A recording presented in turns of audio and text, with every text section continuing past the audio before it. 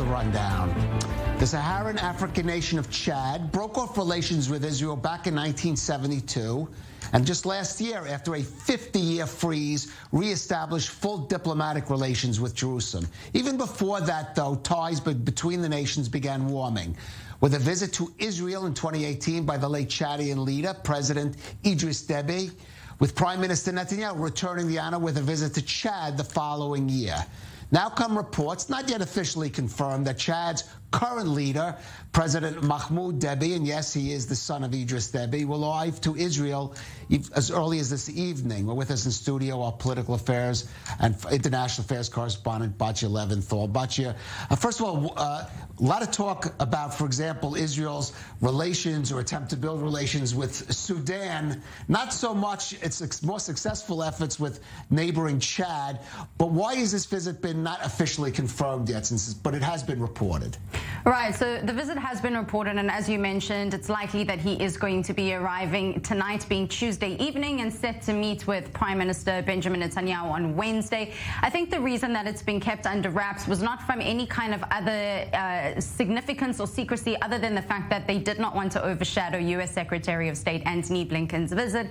As you've been reporting and as we've mentioned, he's wrapping up his visit here in the Middle East region, a visit that came on the backs of a terror-filled weekend and had so much carrying with it that I don't think that they wanted to put out a statement to alert the public that there was going to be what to them is a little bit of a lesser relations. Again, you've mentioned that there was a peace agreement between the two of them. They restored diplomatic relations. But even before then, we're talking about once they had become cut off in terms of their relations in 1972, there may not have been diplomatic relations and official ones, but there were definitely informal relations going on. We have to remember that Israel was supplying Chad with arms and weapons in order to fight the Islamists in the north, which they still currently doing, but also to help them during the civil war. So I think it was more a matter of trying to preserve Antony Blinken in all its glory of being here in the Middle East. But again, it's just like Eli Cohen, the foreign minister today, meeting with his Greek counterpart, also kept pretty much under wraps, and no one really knew much about it. Right. Now, it may be that many people might not be able to locate Chad on a map, but this Saharan desert there, mid-Saharan, if you looked at it on the map, you could understand why this strategically would be a very important country for Israel to have relations with. You hit the nail on the head. Strategic importance. When you do look at it on a map, it is literally pinpointed in between North Africa and Central Africa. It's surrounded by countries like Sudan, Nigeria, Libya. We're talking about really what they used to call the gold part, or the melting pot, in a sense, of if they could figure out a way to have better relations with Chad, soon the areas around it would follow. Again, we're talking about a country that is a majority Muslim nation. That's now right. That seems to have spread out to being a little bit more majority Muslim by, I think, around 58%, with more of a majority coming up in terms of Christianity.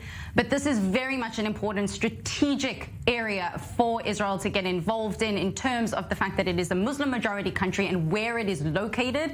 But from a perspective of trade, it is undoubtedly that Chad is gaining more from this relationship from a matter of not necessarily the actual physical trade of Israel sending over machinery. They just recently, in the last year, built a brand new, huge ICU wing in the capital of N'Djamena, but also the fact that the U.S. is so close to Israel and is such a critical ally that Chad really wants to warm up to Israel in order for that relationship between them and the United States to also kind of solidify and better. Reason being is because it is a country that is so tired in corruption, and it is also one of the most corrupt nations, not even just in Africa, but in the world, but also a matter of trying to establish themselves as a nation that really is fighting terrorism and wants to improve its relations with more of the West. Right, and you have to imagine the warming of ties with Chad impacted on Sudan's decision, its neighbor, perhaps to move that in that direction as well. Batya Leventhal, thank you for that.